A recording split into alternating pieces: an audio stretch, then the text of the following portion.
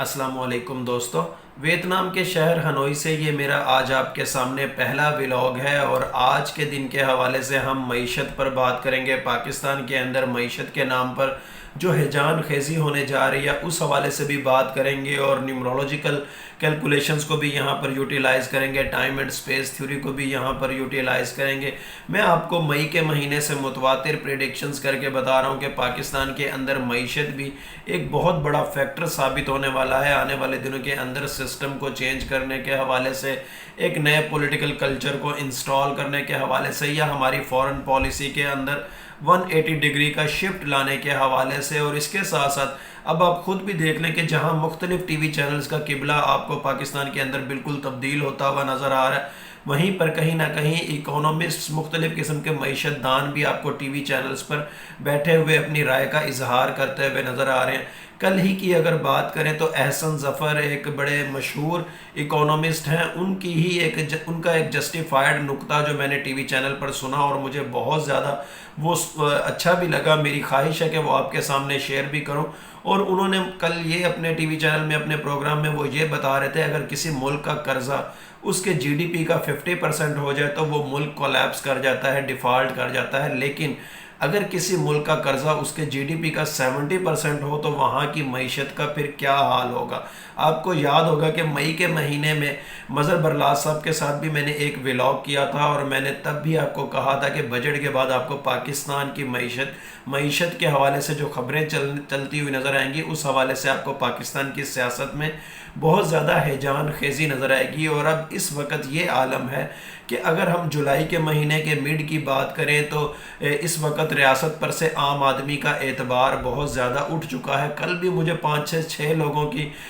Messages مجھے receive ہوئے اور انہوں نے اپنی اکانومی کے حوالے سے، اپنے کاروبار کے حوالے سے مختلف قسم کے تحفظات کا اظہار کیا۔ اوبیسلی انہوں نے مجھ سے نیومرولوجیکل کیلکولیشنز کے اکارڈنگ ہی کچھ پوچھنا چاہا، لیکن یہاں پر میں آپ کو واضح طور پر بتا دوں کہ اس وقت پاکستان کے اندر ایک عام آدمی جس کا سٹاک مارکیٹ سے کوئی لینا دینا نہیں، جو عام روزمرہ لین دین کے حساب سے کاروبار کرتا ہے، وہ اس وقت بالکل حکومت پر سے اس کا اعتبار اٹھ چکا ہے۔ اور ہر کسی کو ایسے لگتا ہے کہ حکومت اب سچ چھپا رہی ہے، لیکن سوال یہ بھی پیدا ہوتا ہے کہ اس وقت پاکستان کے اندر حکومت ہے کس کی؟ ظاہری اعتبار سے تو جو آپ کو حکومت میں بیٹھے ہوئے لوگ نظر آ رہے ہیں وہ ان کو تو ہم پولیٹیکل پپٹس کہہ سکتے ہیں۔ حکومت ہے کس کی؟ اور جس کی حکومت ہے اس کے حوالے سے آپ خود دیکھ لیں کہ مولانا فضل الرحمان یا جے یو آئی ایف اب کیا سٹینڈز لیتی پھر رہی ہے۔ اس کے ساتھ ساتھ اب عوام کے حوالے سے دیکھا جائے، جو سوالات مجھے بھی رسیو ہوتے ہیں، ایسا نظر آتا ہے کہ عوام اب کوئی نئے کاروبار کے موڈ میں نہیں ہے، کسی نئی سرمایہ کاری کے موڈ میں نہیں ہے، بلکہ پہلے سے موجود جو کاروبار ہیں وہ بھی ایک طرح سے آپ کہہ سکتے ہیں سروائیول موڈ پر لگتے ہوئے جا رہے ہیں۔ اور یہاں پر ہم اگر زورواسٹرین نیومرولوجی کے اکارڈنگ کیلکولیشنز کریں تو واضح طور پر نظر آ رہا ہے کہ اگلے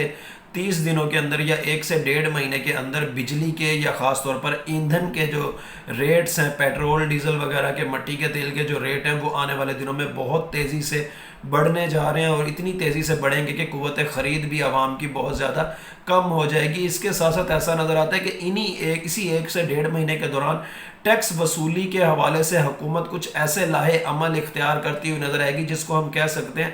ڈیجیٹل چھاپے مارے جائیں گے، اور اس سے مزید کاروبار سکڑیں گے، اس سے مزید نقد لین دین کی طرف اضافہ ہوگا اور جو بینکنگ سسٹم ہے وہ بہت زیادہ کولیپس کرے گا اور آنے والے دنوں کے اندر آپ کو بینک بھی شاید احتجاج کرتے ہوئے نظر آئیں۔ اور اسی کے ساتھ ساتھ ایسا نظر آتا ہے کہ پاکستان کی معیشت میں جو انسرٹینٹی آنے والے 1 سے 1.5 مہینے کے دوران مزید پھیلتی جا رہی ہے، اس کے بعد نہ صرف سماجی بے چینی پیدا ہوگی بلکہ جو ادارے ہیں ہمارے، کچھ جو ہمارے دائیں بائیں جو سوشل پروٹیکشنزم کے لیے ادارے بنائے گئے ہیں، وہ بھی کہیں نہ کہیں اپنے حصے کے لیے، اپنے دانے پانی کے لیے، اس کے اہلکار بھی سماجی بے چینی کا شکار ہو کر عوام کے اوپر ہی اپنا نزلہ گراتے ہوئے نظر آئیں گے، اور عوام ایک طرح سے مزید ریزسٹنس کے موڈ میں ان اداروں کی وجہ سے جاتے ہوئے نظر آئیں گے۔ اور اسی کے ساتھ ساتھ کچھ اور بھی ایسے ہنگامی ٹیکس ایسا نظر آتا ہے کہ جیسے پاکستان کے اندر لگنے والے ہیں، جو ایک غریب آدمی کی، ایک عام آدمی کی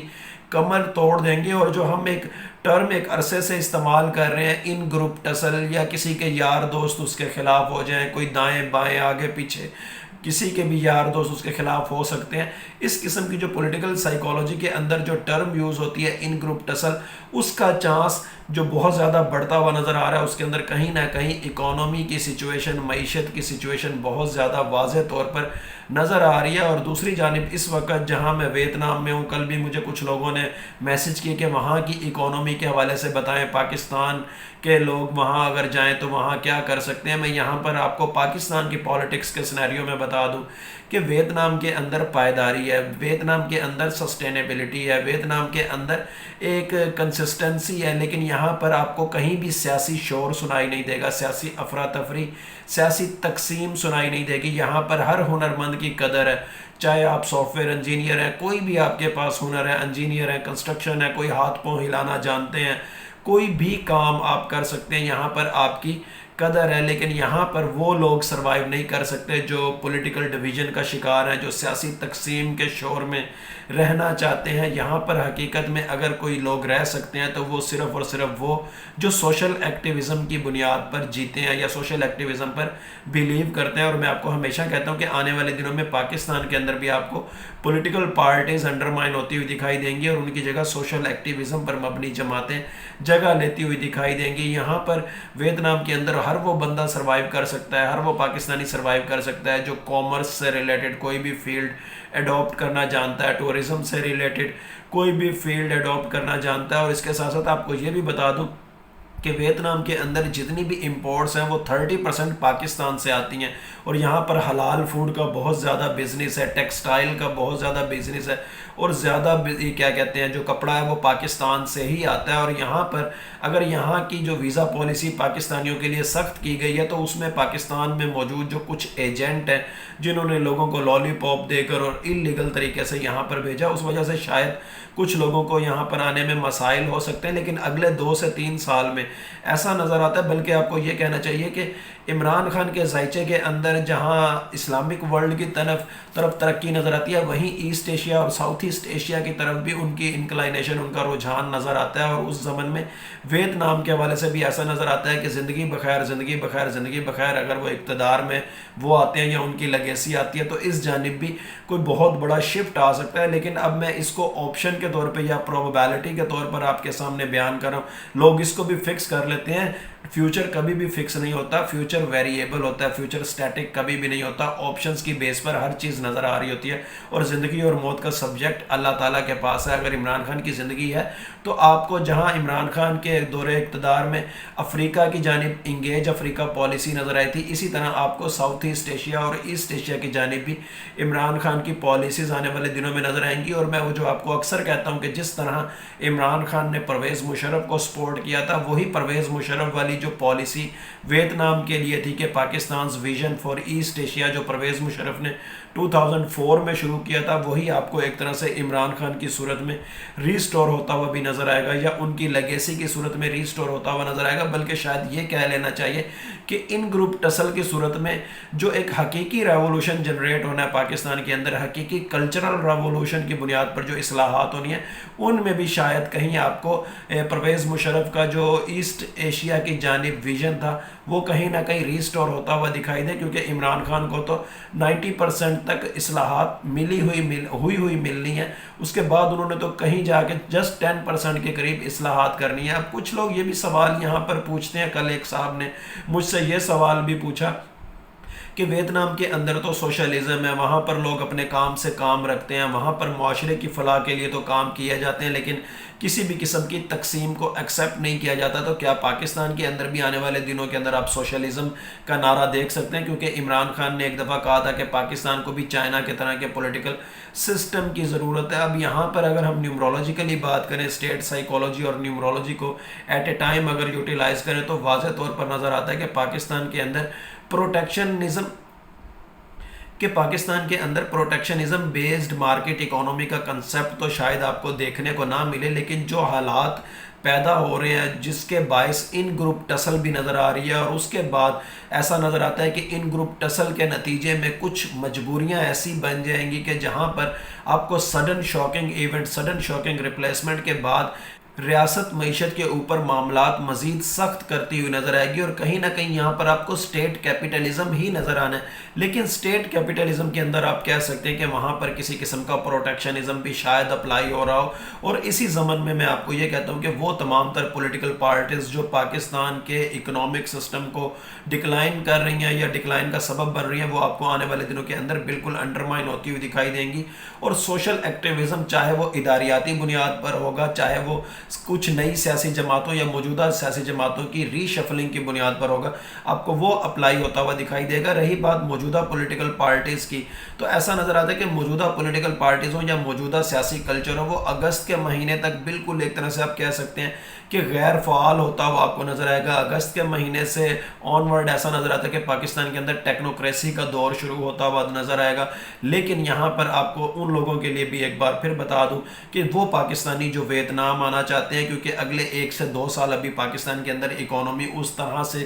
سسٹین نہیں کرے گی، بلکہ آپ کہہ سکتے ہیں کہ آہستہ آہستہ سلسلہ بہتری کا شروع تو ہو جائے گا، لیکن اس طریقے سے جس طریقے سے وہ گرو کرنی چاہیے وہ ابھی اس کو ٹائم لگے گا۔ تو اس سلسلے میں اگر کچھ لوگ ویتنام آنا چاہتے ہیں تو ان کے لیے میں صرف یہ بتا دوں کہ یہاں پر ہر وہ شخص سروائیو کر سکتا ہے جو سیاسی تقسیم کو اپنے ذہن میں نہیں لاتا، جو لسانی یا مسلکی تقسیم کو اپنے ذہن میں نہیں لاتا، وہ تمام لوگ یہاں پر سروائیو کر سکتے ہیں۔ جن کے اندر نظم و ضبط ہے، جن کے اندر ڈسپلن ہے، جن کے اندر اصول ہے، وہ لوگ یہاں پر سروائیو کر سکتے ہیں۔ اور رہی بات پولیٹیکل ڈویژن کی یا سیکٹیرین ڈویژن کی یا لنگوسٹک ڈویژن کی، چاہے آپ پاکستان میں چاہے ویتنام میں، اگر آپ ان ایشوز سے اپنے آپ کو بالکل الگ کر لیتے ہیں، ان ایشوز کے اوپر آپ سوچنا بھی نہیں چاہتے، تو آپ چاہے پاکستان میں بھی ہیں، آپ 2 سے 3 سال کے اندر کافی حد تک آپ کی جو اکانومی ہے وہ بہتر ہو سکتی ہے، کیونکہ یہ چیزیں لاشعور کے اندر ہمارے سب کانشیس مائنڈ کے اندر کہیں نہ کہیں ڈپریویشن جنریٹ کر رہی ہوتی ہیں، کہیں نہ کہیں ہماری سوچ کے اندر نیگیٹو تھنکنگ انسٹال کر رہی ہوتی ہیں، اور ہم سوچ رہے ہوتے ہیں یہ نہ ہو جائے، وہ نہ ہو جائے، ڈر رہے ہوتے ہیں، وسوسے اٹھ رہے ہوتے ہیں، جن کا انڈائریکٹ جو امپیکٹ ہوتا ہے وہ ہماری فیملی پر، ہماری معیشت پر پڑ رہا ہوتا ہے۔ اب یہاں پر یہ سوال بھی کچھ لوگ پوچھیں گے کہ کیا پاکستان کے اندر عوام کی جانب سے کچھ ایسے اقدامات کیے جائیں گے کہ جن سے شاید کلچرل ریولوشن ایمرج ہو جائے یا شاید اکانومی بہتر ہو جائے؟ پاکستان کے اندر عوامی انقلاب بالکل بھی نظر نہیں آتا۔ پاپولر سوورینٹی بھی کہیں سے ٹریگر، کہیں سے پش اپ ہوتی ہوئی نظر آتی ہے۔ اب کہیں نہ کہیں آپ کو پاکستان کے اندر ان گروپ ٹسل جو نظر آئے گی یا جو آپ کو نظر آ بھی رہی ہے، اس سلسلے میں کہیں نہ کہیں آپ کو پاکستان کے اندر اداریاتی کنٹرول ہی نظر آئے گا، چاہے پہلے مصنوعی بعد میں حقیقی۔ مصنوعی اور حقیقی کلچرل ریولوشن، مصنوعی یا حقیقی ڈنڈا چلنا، مصنوعی یا حقیقی اصلاحات، اس حوالے سے آپ کے سامنے میں کئی دفعہ ولاگز کر چکا ہوں، اور ایسا نظر آتا ہے کہیں نہ کہیں حقیقی اداریاتی کنٹرول ہی پاکستان کے اندر نظم و ضبط لائے گا، وہی اکانومی کو بہتر کرے گا، وہی سٹیٹ کنٹرولڈ اکانومی کو ایک ڈسپلن کی بنیاد پر، ایک اخلاقیات کی بنیاد پر اور ایک سوشل ایکٹیویزم کی بنیاد پر ایمرج کرے گا، اور اسی کے ذریعے اصلاحات بھی ہوتی نظر آتی ہیں، جن میں 4 جرنیلی فارمولوں کا اکثر آپ کے سامنے ذکر بھی کرتا ہوں، اور اسی کے بعد پاکستان کی معیشت بھی بہتر ہوتی ہوئی نظر آتی ہے۔ اسی کے بعد آپ کو پاکستان کے اندر سیکنڈ ٹرانسپیرنٹ الیکشن بھی ہوتے ہوئے نظر آتے ہیں، اور اسی کی بیس پر آپ کو عمران خان یا ان کی لیگیسی کے اقتدار میں آنے کے راستے بھی ہموار ہوتے ہوئے نظر آتے ہیں۔ لیکن بہرحال موجودہ سیٹ اپ کے حوالے سے بات کی جائے، موجودہ پولیٹیکل کلچر کے حوالے سے بات کی جائے، تو واضح طور پر نظر آتا ہے کہ جولائی اور اگست ان کی کریڈیبلٹی انڈرمائن ہونے کے حوالے سے امکانات کے طور پر بہت گہرے مہینے ہیں، بہت سخت مہینے ہیں۔ لیکن پھر یہی کہوں گا ہوتا وہی ہے جو اللہ تعالیٰ چاہتے ہیں۔ اللہ تعالیٰ چاہیں تو یہ سب کچھ ہو، اللہ تعالیٰ چاہیں تو کچھ بھی نہ ہو، اللہ تعالیٰ چاہیں